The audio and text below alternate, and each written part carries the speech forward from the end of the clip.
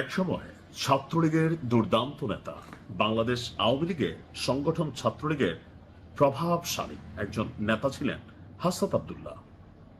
সময়ের পরিক্রমায় জুলাই আন্দোলনে তিনি ভূমিকা রেখেছেন, এমনকি পরবর্তী সময় যে রাজনৈতিক দল এনসিপি খুবই মুখ্য ভূমিকাতে সর্বোপরি ভূমিকা রেখেছেন এবং ইউনূস সরকারের মধ্যে যার প্রভাব সবচেয়ে বেশি ছিল এবং এনসিপির নেতাকর্মীদের মধ্যে টোটাল এনসিপির যতগুলা মূল ক্যারেক্টার আছে এদের মধ্যে ন্যূনতম লেভেলে যদি সততা থাকে, এটাও কিন্তু হাসনাত আব্দুল্লাহ, কুমিল্লার পোলা।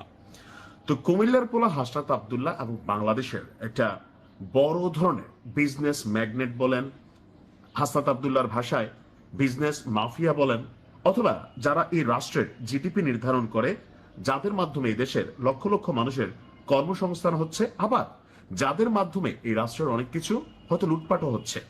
তো সেই গ্রুপটার নাম কি? বসুন্ধরা গ্রুপ। কেন দুই বাঘে মহিষে লড়াই হচ্ছে? নিশ্চয় আপনাদের মধ্যে প্রশ্ন উঠেছে যে কালের কণ্ঠ বসুন্ধরা গ্রুপের একটা মাত্র মিডিয়া হাউস না, অনেকগুলো আছে, নিউজ 24, তারপর বাংলাদেশ প্রতিদিন সহ তাদের 5টা সম্ভবত।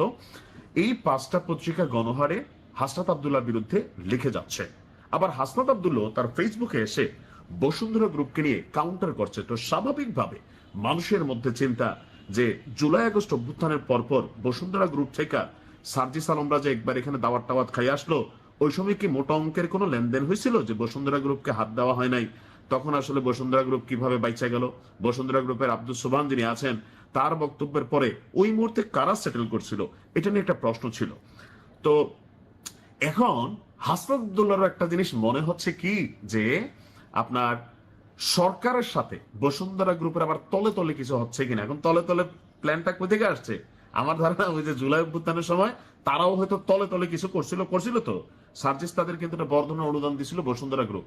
তো ওই গ্রুপটা কেন অনুদান দিল, সার্জিসটা কেন নিল, অর্থাৎ তলে তলে হয়তো তখনও ঘটছে। তো যার মনে যা ফাল দিয়ে ওটা তা সেখান থেকে হইতে পারে। তবে হাসনাত আব্দুল্লাহ সাম্প্রতিক সময়ে সংসদে একটা বক্তব্য রাখছিলেন, সেই বক্তব্যের পর থেকেই বসুন্ধরা গ্রুপ হাসনাত আব্দুল্লাহকে টার্গেট করেছে। কারণ হাসনাত আব্দুল্লাহ নিজে বসুন্ধরা গ্রুপকে একটা গুতা মারছে সরকারকে নিয়ে।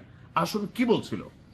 গেল কয়েকদিন আগে সংসদে হাসনাত আব্দুল্লাহ প্রশ্ন তুলেছিল যে বসুন্ধরা গ্রুপের বিরুদ্ধে দায়ের করা দুদকের যেই মামলাগুলো, সেগুলোর কেন অগ্রগতি দৃশ্যমান নয়? তো প্রশ্ন তো এইটাও উঠতে পারে, হাসনাত আব্দুল্লাহ কেন আসিফ মাহমুদের বিরুদ্ধে বা তার যে এপিএস ছিল তাদের বিরুদ্ধে যে শত কোটি টাকার দুর্নীতির মামলা আছে, সেগুলা কেন অগ্রগতি হচ্ছে না? তিনি কি এই প্রশ্ন তুলছেন? না, কারণ এটা তার কমিউনিটির মধ্যে, ওইটা হচ্ছে তার কমিউনিটির বাইরে। দেখেন, কথা বললে সবগুলাই বলতে হবে। হাসনাত যদি শুধু বলতো যে আমার এনসিপির যারা ছিল জুলাই আর আগস্টের মধ্যে যে সরকার ছিল, সেই সরকারের মধ্যে যাদের বিরুদ্ধে দুর্নীতি হয়েছে তাদের মামলাগুলো কেন অগ্রগতি হচ্ছে না, পাশাপাশি বসুন্ধরা গ্রুপ হোক আর যেই গ্রুপ হোক তাদের বিরুদ্ধে কেন অগ্রগতি হচ্ছে না, আমরা কথা বলার একটি স্পেস পাইতাম। এখন যখন তিনি একটা পক্ষ নিয়ে কথা বলছেন, স্বাভাবিকভাবে এখানে একটা গুতামারা সিচুয়েশন তৈরি হয়ে গেছে। নাম্বার 1, এখন দুদকের মামলা নিয়ে বসুন্ধরা গ্রুপেরটা নিয়ে তিনি আলোচনা তুলছেন, কিন্তু তার সরকারে থাকা তার যেই ইউনূসের গভর্নমেন্টে যারা ছিলেন তাদের বিরুদ্ধে তিনি কোনো মন্তব্য করেন নাই। দ্বিতীয় গুতাটা কোথায় মারছে আসুন। তিনি বলছিলেন যে সরকার এবং বসুন্ধরা গ্রুপের মধ্যে কোনো আন্ডার টেবিল, অর্থাৎ তলে তলে টেবিলের নিচে দিয়া, দেখেন কত কুফা এই আলোচনা, কারেন্টই চলে গেছে। যাই হোক, আমি ভিডিওটা চালিয়ে যাচ্ছি। তো যে তাদের মধ্যে কোনো গোপন সমঝোতা হয়েছে কিনা, আর যদি সমঝোতা হয়ে না থাকে তাহলে কেন বসুন্ধরা গ্রুপের বিরুদ্ধে আইনগত ব্যবস্থা নেওয়া হচ্ছে না? এরপরে তিনি অর্থ পাচার এবং সম্পদের একটা অভিযোগ করেছেন। তিনি দাবি করেন বসুন্ধরা গ্রুপের বিরুদ্ধে বিদেশে অর্থ পাচার এবং মানুষের সম্পদ দখলের অভিযোগ রয়েছে এবং এইসব বিষয়ে বিচার কার্যকর হওয়া দরকার। আর এগুলো নিয়ে কেন এখন পর্যন্ত বিচারিক নিষ্পত্তি সম্পূর্ণ হয়নি? হাসনাতের অভিযোগ, বসুন্ধরা সংশ্লিষ্ট সংবাদ মাধ্যম অতীতে রাজনৈতিক উদ্দেশ্যে সংবাদ পরিবেশন করেছে, এইসব গণমাধ্যম বিরোধীদের বিরুদ্ধে প্রচারণা চালিয়েছে এবং ক্ষমতাসীনদের পক্ষে জনমত্তরের কাজ করছে। হাসনাত আব্দুল্লাহ অনেকটা নতুন, বোঝে না এই লাইনে, তো পুরানা খেলোয়াড়, একটু তো বোঝার কথা। এই দেশে গণমাধ্যম যেই সরকার থাকে, সেই সরকারের পক্ষে পরোক্ষভাবে বা প্রত্যক্ষভাবে সবাই ভূমিকা নেয়, তেমনি আমাদের সাংবাদিকদের মধ্যেও এরকম একটা অবস্থান আছে। তারপরেও কিছু পত্রিকা হয়তো কি বলা হয় যে নিরপেক্ষ সংবাদটাকে তুলে ধরার চেষ্টা করে। আর কেন গণমাধ্যম কর্মীরা পারে না? কারণ টেকনিক্যালি সাংবাদিকরা হয়রানির শিকার হয়, মিথ্যা মামলার শিকার হয়, মারধরের শিকার হয়। আওয়ামী লীগের সময়কালে এটা আমরা স্পষ্ট দেখছি। সেখান থেকে এটা তো ভয় তৈরি আছে না? অবশ্যই আছে, যে টেকনিক্যালি গণমাধ্যমগুলোকে কন্ট্রোলে অতীতেও এটা বাংলাদেশের ইতিহাসে ছিল। সো চাইলেই যে একটা পত্রিকা স্বাধীনভাবে একটা সরকারের বিরুদ্ধে লেখবে, বলবে, একটা আছে সরকার ছাড়া দিয়ে রাখছে। যেমন ধরেন আওয়ামী লীগ সরকারের সময় ভিপি নুর নিয়ে আমার এখনো মনে হয় ভিপি নুর যেই ভাষায় কথা বলতো, তো ওই ভাষায় কথা বলার মতন এত সাহস ভিপি নুর কই পাইতো? আমাদের তখন মনে হইতো সরকার হয়তো ভিপি নুরের সাথে গোপন সেটআপ আছে, যে ভিপি নুর প্রতিদিন আওয়ামী লীগের গাইলাবে, সরকার কিছু করবে না। এরকম মানুষের মধ্যে চিন্তা ছিল যে ভিপি নুর আসলে কোন দলে? এত কিছু বলার পরে তারা আওয়ামী লীগ ধরে না।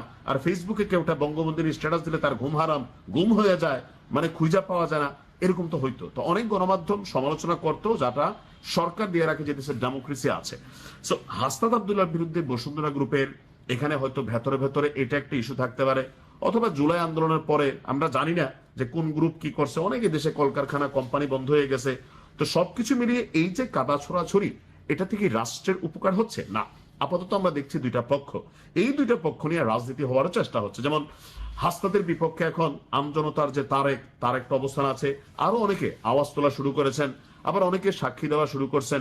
সবকিছু মিলে আবার বসুন্ধরা গ্রুপের বিরুদ্ধে মানে ব্যবস্থা নেওয়ার জন্য হাসনাত একটা উঠা পড়া লাগছেন। তবে আপাতত যেহেতু মবের সুযোগ নেই, সেই কারণে বিষয়টা হয়তো আইনিভাবে একটা পর্যায়ে গিয়া এটা সুরাহা হবে।